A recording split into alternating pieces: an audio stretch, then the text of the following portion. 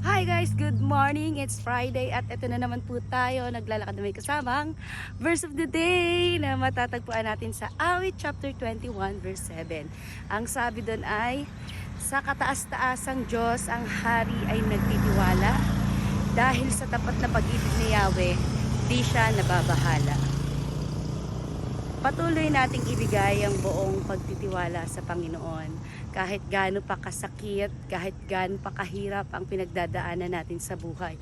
Dahil ang pag-ibig niya ay tapat at ang biyaya niya ay sapat. Ang Panginoon ang nagbibigay sa atin ng kalakasan, ng karangalan at walang hanggang pagpapala. Kaya patuloy tayong maniwala, magtiwala at sumampalataya sa pag-ibig ng Diyos sa bawat isa.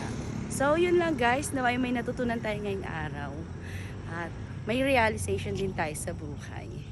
So yun lang ang ating verse of the day today. God bless everyone. At sa mga hindi pa naglalakad dyan, grabe, Friday na, ang bilis ng araw. Biruin nyo, parang nakaraan lang ay Lunes, ngayon ay Friday na naman. So yun lang guys, bye, God bless.